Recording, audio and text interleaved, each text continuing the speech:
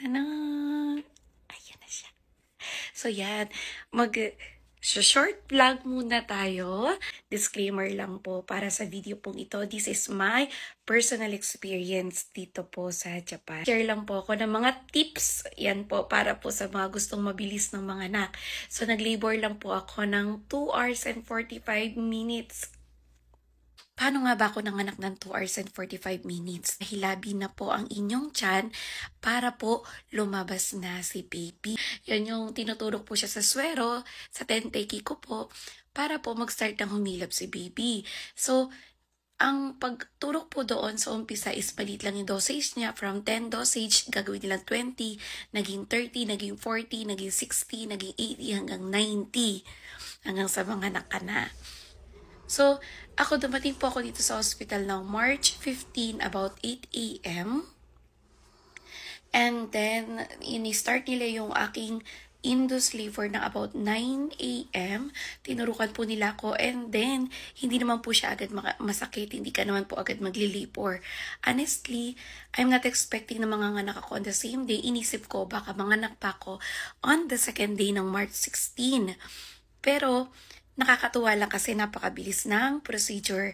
Nakisama talaga sa akin ang baby ko and on the same day, about 4:45 p.m. nanganak na rin po ako.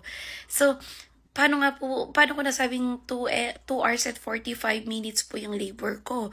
Kasi po from 9 a.m. na tinusukan ako ng pampahilab, hindi pa po ako nagli-labor niyan. So, nandito lang ako nakahiga, nagsa-cellphone, nagvi-video call, nagti-TikTok, or ever. Tapos, nung dumating yung lunch ko ng about 12 noon, after ko kumain, nakaidlip pa ako, nakatulog ako. Pagising ko, yan, medyo ko parang, nakakaramdam na ako ng hilab, medyo sumasakit na siya. Pero tolerable pa yung pain. So, iniisip ko talaga, baka di pa ako manganganak. Kasi, this is not my first time. Pang-apat na po ito. And yung 3 kong anak, lahat talaga sila matindihang labor. Manganganak ka kasi patayang labor talaga. So sa kanya tolerable pa yung pain. Iniisip ko kasi na baka bukas pa ako manganganak. And then, about mga 2 o'clock, ayan na, medyo yung kirot niya, masakit na siya, umaabot na siya sa balakang. Pero, as is pa rin, tolerable pa rin yung pain. O siguro mataas lang talaga yung pain tolerance ko. Na parang sanay na ako eh. At buong-buo na rin kasi yung loob ko talagang manganak. And then dumating yung midwife para i-check niya ako. And then dito na mismo sa bed, inai ako or internal examination. Pag-check niya sa puwerta ko, nasa 4 cm na ako. Pag-check niya sa puwerta ko, sabi ko, manganganak na po ba ako today? Pero sabi niya kasi, mataas pa. Feeling ko bukas pa yan. Pero alam mo, meron akong instinct na, hindi, feeling ko manganganak ako ngayon. At I swear, mag-usap kami ni Eito at ilalabas ko to today. So, that time, tinawagan ko ni asawa ko. Sabi ko sa kanya, Daddy, feeling ko manganganak na ako. Pumunta ka na dito. Mag-out ka na sa work mo. Pagtawag ko, sabi niya, sige, tapos yung work ko, pupunta na ako dyan.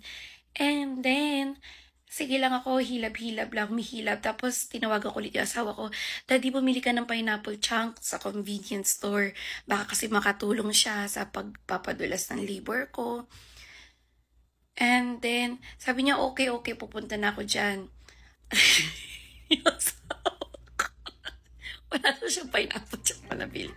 Actually, dumating siya. Wala na ako dito sa kwarto. Nandun ako sa delivery room. At tapos, alam mo ka anong dala niya? Ibig sa pineapple, mango. Sabi niya ko, sorry mami, wala akong makitang pineapple. Mango na lang. Sabi ko, kasi yung pineapple, yun kasi nakakatulong sa pagpapalam mo doon ng cervix. Pero sabi ko, thank you so much. So, ayun na nga mga mamshi. Tuloy-tuloy lang niya, tapos kinakausap ko yung tiyan ko. Siguro, ito one of the best, effective din talaga to ha. Yung kausapin mo na kausapin yung baby mo. Sabi, hinihimas-himas ko yung tiyan ko. Sabi ko, baby, ito, let's do this, kambate, kaya ko dete. Sabi ko sa kanya, galingan mo, lumabas ka na, tulungan mo ko, magtulungan tayo, para matapos na to ngayong araw na to. Tapos, ayan na, parang lumalakas na yung pain, medyo umaabot na siya sa likod, masakit na talaga siya, hanggang sa binalikan na ako nila dito sa room. Sabi niya, okay ka lang ba? Okay lang ba, i-check ka na namin sa delivery room, ganyan, check ka namin, kaya mo ba tumayo? Opo, kaya ko. Pero nung pagtayo ko that time, nanginginig na yung tuhod ko. And then, sabi ko sa kanya, patay na tayo dito. Sabi ko, parang ito na to, pero this is it na. Pero alam niyo yung nandun pa yung doubt ko na baka matagal pa rin. Kasi nga, sa first, second, third baby ko, talagang lahat sila matagal. And then, chinek nila ako doon, inai nila ako ulit. Pag-check nila sa akin, 6 cm na daw ako. So, diniretso na nila ako doon sa delivery. Ngayon, habang naglalakad ako para to transfer ulit sa delivery room, kahit nanginginig na yung tuhod ko, pero lumabas na sa akin. Paglabas sa akin, dugo na pala yun. So, pag higa ko doon sa may, yung kama ko saan ka mga anak, inaina ko ulit ng doktor na mismo. Yung doktor, hindi na siya midwife. Pag-ai sa akin ng doktor, naramdaman ko na rin na sumabay na yung panubigat ko. Ang dami ng tubig na lumabas. Sabi ko, yes! This is it and I'll do my best. I'll do my best. Ayan. Talagang nung sinabi nila sa akin nun, actually dito kasi talagang sariling sikap mo yan. Wala silang gagawin dito sa Pilipinas sa himasimasi nila yung chat mo tapos ipupush-push nila yung chat mo, diba? Dito hindi. Talagang nakaabang lang sila sa puwerta mo na hanggang lumabas yung ulo. So, ayan na. Nakakatuwa kasi tatlong iri lang ang ginawa ko. Tapos, ang bigat pa niya, 3.4 kilos siya, almost 3.5 kilos siya. Sa apat kong anak siya, ang pinakamalaki. Ang ginawa ko talaga, sabi ko, Lord, gusto ko na po ito matapos. Gusto ko na itong buong yung loob ko eh. Kailangan pala talaga malakas yung loob mo. Kailangan, wag kang unahan ng kabatakot.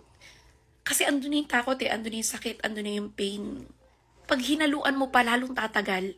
Kawawa kayo parehas ni baby. Kaya sinabi ko talaga, gagawin ko to. Tapos, 10 minutes ahead of time, dumating na asawa ko. Pagdating na asawa ko, dala niya na ngay mango at yung tubig. Tumabi na siya agad sa gilid ko. Pagtabi niya sa gilid ko, ayan na siya. Diyos ko, first time nakita ng asawa ko may umiiri. talaga, kaya ko to. 1, 2, 3. Kailangan kasi, eto pa pala, technique pa pala dyan. Kapag hindi sumasakit yung tiyan mo, relax. Huwag kang iiri. Huwag kang iiri pag hindi sumasakit yung tiyan mo. Hindi ko alam talagang may moment talaga na hindi sasakit yung tiyan mo. Tapos once na sumakit yung tiyan mo, iri! Bigay todo. Walang hintuan. Go. Ayan. Tapos 1, pahinga. Pag sumasakit na ulit. Tapos ulit, medyo lumalabas na daw. Tapos sinabi nila, andyan yung ulo. Go, kamari. Kaya nung sinabi nilang nakalabas na talaga yung ulo, ay, tinutubigay ko na talaga yung pag-iri. Sabi nga ng asawa ko, para siyang nakakita na super science. Grabe daw yung pula ng mga mata ko. Lahat to talaga kulay pula. At after ko nga mga anak nito, ay itinabi na nila sa akin si baby at sinerve na nila ko ng dinner ko. Itong mga oras na ito ay pinauwi ko na rin nga ang asawa ko para may kasama na rin ang mga bata sa bahay. Dito nga sa Japan ay naranasan ko na rin mga anak sa malaking hospital or Daigaku Byoin. At masasabi ko talaga na most recommended talaga ang mga anak sa ladies clinic. Nagulat nga ako nang meron pa pala silang free head massage, may pa-hair shampoo at may full Hawaiian body massage pa. Medyo private nga doon dahil talagang nakahubad ka at nakatulog talaga ako habang minamassage nila ako. Pagising ko nga ay tumutulog talaga yung laway ko. Sobrang sulit yung hirap sa pagli-labor talaga after manganak. At hindi pa doon natatapos dahil meron pa silang celebratory meal para sa mga parents. Meron pa kayong kasamang private chef na nandito rin habang kumakain kayo para iserve mismo yung food na ginawa niya. At may pa-free pa silang photoshoot na newborn para kay baby. At itong mga video naman to ng mga meal na to, ito yung mga klase ng pagkain na siniserve nila sa ladies clinic. At magkano nga ba yung binayaran namin after dito? Ay umabot lang naman siya na nasa 50,000 yen. Naibawas na doon yung benefits sa 420,000 yen na galing sa government ng Japan. Ngayon nga ay nasa 500,000 yen na ang binibigay na benepisyo ng gobyerno ng Japan para sa mga anak. Kaya kung ikaw ay buntis at wala ka namang komplikasyon, ay mas mabuti na humanap ka ng ladies clinic na malapit sa iyong lugar. Maraming salamat po sa panonood. Thank you for watching!